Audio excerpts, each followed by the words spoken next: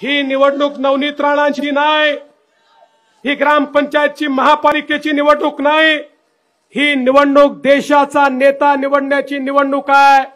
देशाचा प्रधानमंत्री कोण असेल, देशाचं नेतृत्व कोण करेल, कोण या देशाला मजबूत करू शकतं, याची ही निवडणूक आहे। आणि या देशाच्या जनतेने ठरवलाय या देशाची कमान मोदीजींच्याच हातामध्ये द्यायची। तिसऱ्यांदा मोदीजींना आपण निवडून देणार आहोत, कारण या देशामध्ये मोदीजींनी गरीब कल्याणाचा अजेंडा चालवला। एक असा प्रधानमंत्री ज्याने जात पाहिली नाही, धर्म पाहिला नाही, पंथ पाहिला नाही, भाषा पाहिली नाही। मोदीजींनी सांगितलं जात धर्म पंथ सगळं गरीब आहे, गरीब कुठल्याही जातीचा असो, गरीब कुठल्याही धर्माचा असो, गरीब कुठल्याही पंथाचा असो, मी त्याला घर देईन, मी त्याच्या घरी पाणी देईन, मी त्याच्या घरी वीज देईन, मी त्याच्या घरी गॅस देईन, मी त्याच्या घरी शौचालय देईन, मी त्याला कर्ज देईन, मी त्याला त्याच्या पायावर उभं करीन। आणि मोदीजींनी काय चमत्कार करून दाखवला, 10 वर्षामध्ये 25 कोटी गरीब हे गरिबी रेषेच्या बाहेर आले।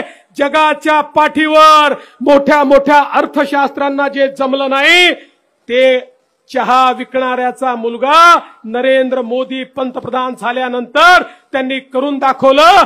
25 कोटी लोकांना गरिबी रेषेच्या बाहेर काढलं। जगभरातले अर्थशास्त्री म्हणतात हे कसं झालं त्यांना देखील समजत नाही, पण या ठिकाणी एक संवेदना होती, गरिबाकरता काम करण्याची इच्छा होती। जीवनातला क्षण आणि क्षण, रक्ताचा कण आणि कण हा गरिबाला समर्पित होता, आणि म्हणून मोदीजी हे करू शकले। आज 25 कोटी लोक जे झोपडीमध्ये राहायचे, झोपडीमध्ये ते पक्क्या घरात राहतात मोदीजींमुळे।